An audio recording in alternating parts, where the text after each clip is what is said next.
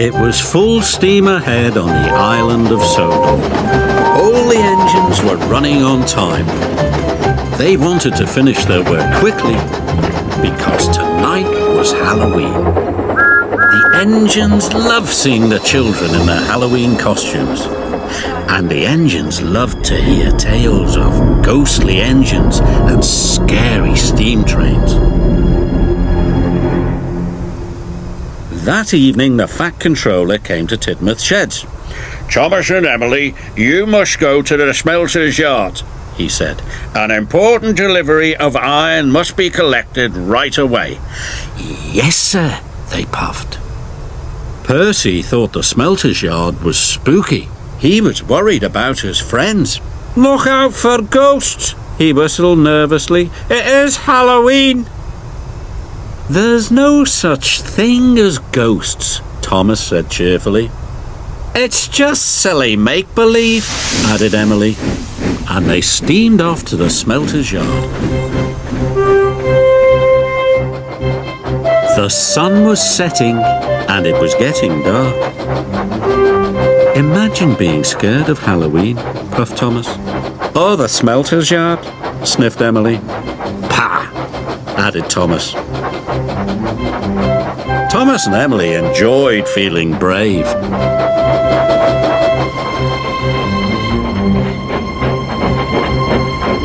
But when they got to the smelter's yard, it was very spooky. "Oh my," whispered Emily. "Oh dear," hissed Thomas. They puffed slowly through the piles of jagged steel and twisted scrap. The air grew hotter and smoke grew thicker. Harry and Bert were lurking nearby. The two diesels saw the chance to scare a couple of steamies. When Thomas and Emily rolled by, they moaned and groaned. It sounded spooky. "What was that?" snapped Emily. "You said there was no such thing as ghosts." "Silly make-believe, you said," gasped Thomas. Suddenly, a truck began to shudder and shake. "Cinders and ashes!" cried Thomas. "Help!" wailed Emily. "It's a ghost! Let's get away from here!" They didn't know Harry and Bert had been bumping the flatbed's buffers. The two naughty diesels were having great fun. Thomas and Emily pulled up to the smelting shed. They gasped at the ghostly shadows and fizzing sparks. Their wheels felt as if they were frozen, but they had to go inside. "I hope the ghost hasn't gone in there," quaked Thomas. "Me too," quivered Emily. And they both rolled slowly into the smelting shed.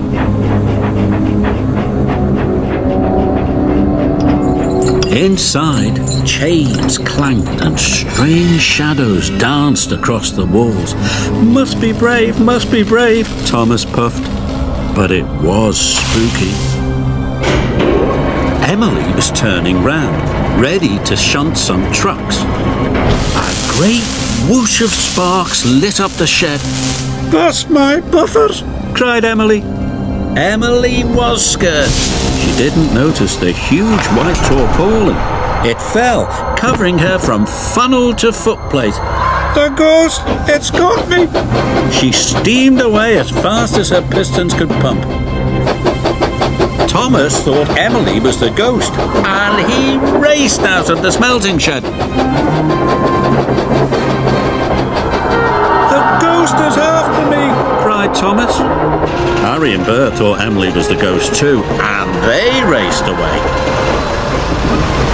Thomas was right behind them, and Emily was right behind Thomas.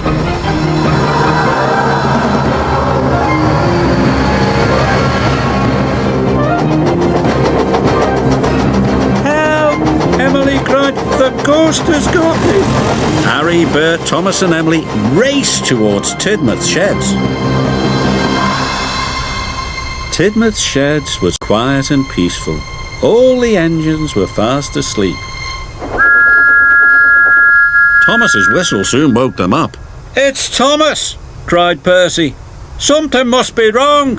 Suddenly he saw Thomas, Harry and Bert racing into the yards. Stop!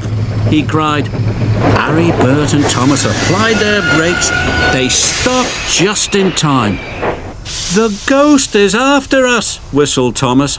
Percy was scared, but just then Emily raced under a signal and the tarpaulin flew off.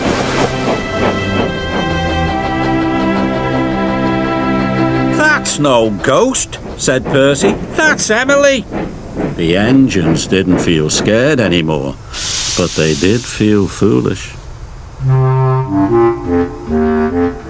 The Fat Controller arrived wearing his pyjamas.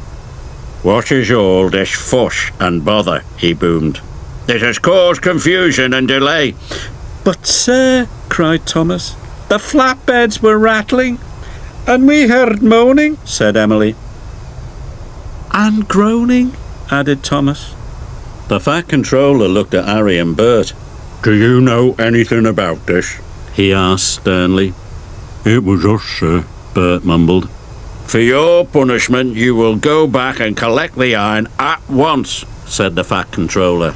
Yes, sir, said Harry and Bert, and they rumbled away.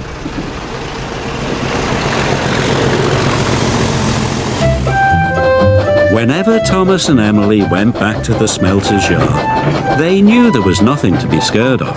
After all, there is no such thing as ghosts. It was all silly make-believe.